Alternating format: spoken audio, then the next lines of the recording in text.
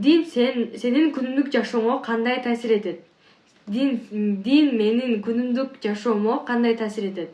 5 убакыт намаз.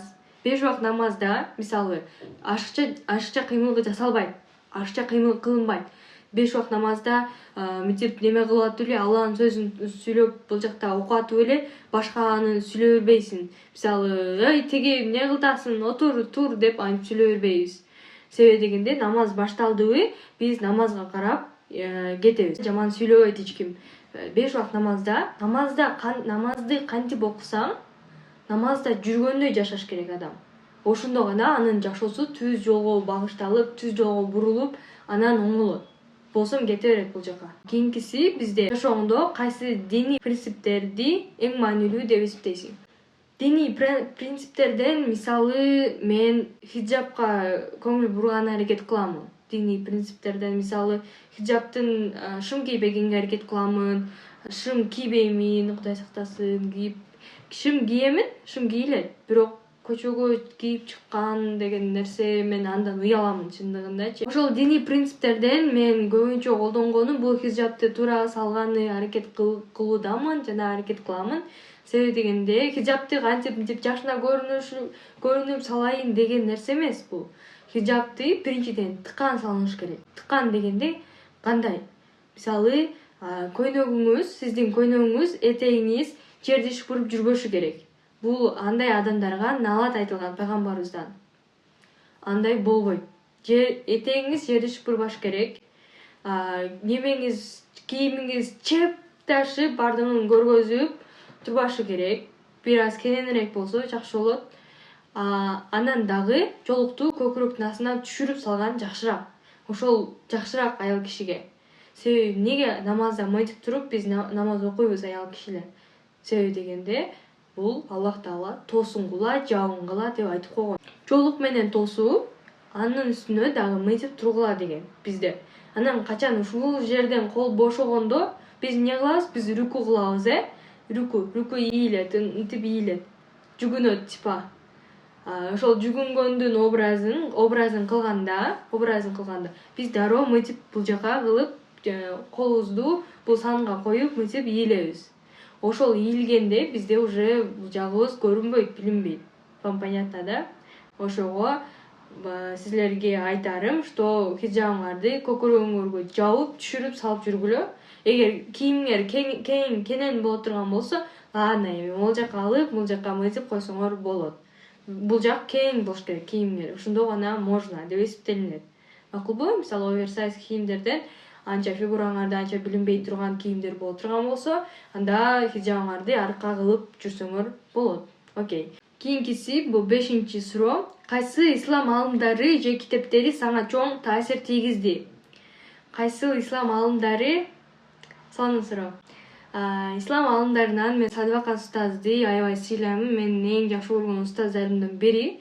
Садыбакас устаз анын сабактарын үзгүлтүксүз көрүү менен, YouTube'дагы сабактарын үзгүлтүксүз тынбай көрүү менен мен эмнени байкаганмын? Ошол устаздын сабактары барабар таквалык. Устаздын сабактарын көрүү аркылуу мен таквалыкка келип калганмын. Ушунчалык устаз таквалык жөнүндө аябай көп маалымат айтат, илим айтат, таква болуп каласыздар. Эгер таквалыкты кармангым келип атат, бир ушундай дин жолунда эле жүргүм келип атат да, ошентип бактылуу болуп эле дей турган болсоңуздар, я вам советую алымдардын сабактарын көрүңүздөр, пожалуйста. Таква болуп каласыздар. Анын ичинен дагы Садыбакас устаздын сабактарын көрүңүздөр. Ал устаз бир китепти 1111 жолу окуп чыккан киши.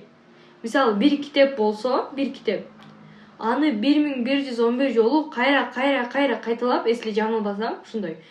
Андан көбүрөөк болушу мүмкүн еще. Окуп чыккан инсан ал.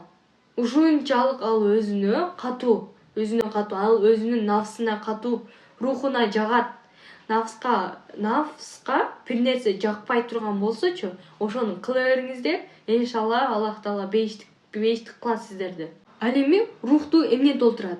Рухту Куран, намаз, Куран окусаңыздар, Куран жаттасаңыздар, Куран тилева кылсаңыздар, тилева деген бул мисалы Куран окуп, Куранды айтып да ошентсеңиздер рух толот. Рухтун азыгы ошол болот. Намаз окусаңыздар, 5 убакыт намаз окусаңыздар, ошол рухка азык болот. Кээ бир адамдардын руху ушундай бечара болуп кеткен, мындайча айтканда, мындай бечара. Анан ошол адамдын рухун айтат да, маңачы бир кыз айткан, Аселже менин мындай ичим пустой болуп атат дегенчи, если ошол кыз көрүп атса, ассаляму алейкум. Ичим пустой болуп атат деген. Мындай ошол нерсени бир толтурушуң керек Аселже деген.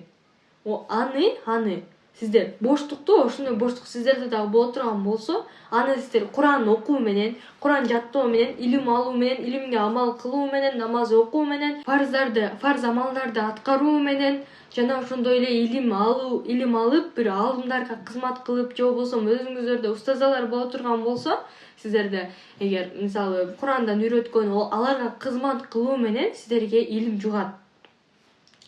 Жана илим жукканда сиздер илимге амал кылып баштайсыздар. Ушуну кой, ушул устазам айтты, буну кылайын деп. Ал устазага бул ал устаза өзү илим алган, ага дин үйрөткөн. Ошонун негизинде биз туура жолго келебиз. Жана ошондой эле сиздерге бир сонун мисал айтып коеюн. Сонун мисал бул. Мисалы өзүңүздөрдү как робот сыяктуу элестетип көрүңүз. Мисалы сиз мисалы мындай роботсуз, сизге айтты, бир мындай робот берди дагы мына робот. Так, бунун китепчеси ушундай. Бул инструкциясы деп кошуп берди. Сизге айтты, бул роботту только инструкциясы менен гана иштетесиз деп айтты. Ошентип айтты. Андан сырткары иштеп салсаңыз, мисалы заряды 0 болуп, өчкү чейин зарядка сайбай, мисалы роботторго батарейкасын же алмаштырбай иштетип жүрө берсеңиз, бул робот эрте бузулуп, анан бул робот эрте омин болот деп сизге айтты да. Сиз эмне кыласыз? Койде, ошондойбу? Даже биз анда 3 жыл гарантия бербей калабыз десечи. Даже 3 жыл гарантия бербей каласыңар. Ооба, ошого инструкциясы менен иштетип алып барыңыз буну. Ошондо гана сизге көп жыл кызмат кылат деп айта турган болсо, сиз эмне кыласыз? Сиз жана инструкциясын жаттап чыгасыз. Прям монтип, бу палянча минге келген, буну караш керек депчи, ал роботту сиз инструкциясы менен жасап баштайсыз. Ал эми бизде адамды Аллах Таала жаратты.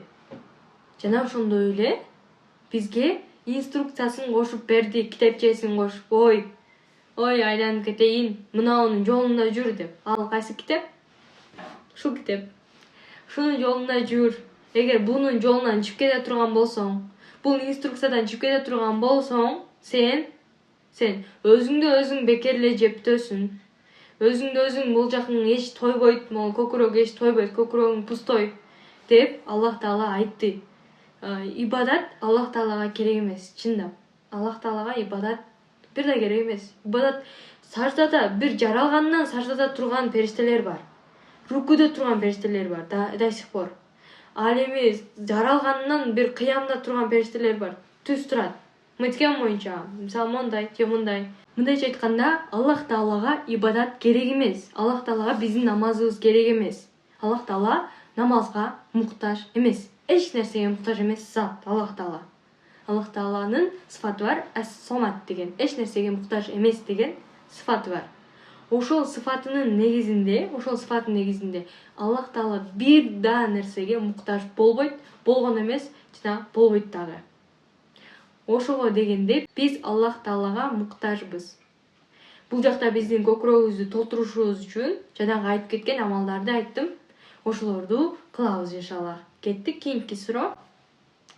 Сен үчүн эң маанилүү ибадат кайсыл дейт? Казы намаз окуу. Мен үчүн эң маанилүү ибадаттардын бири ушул намаз менде.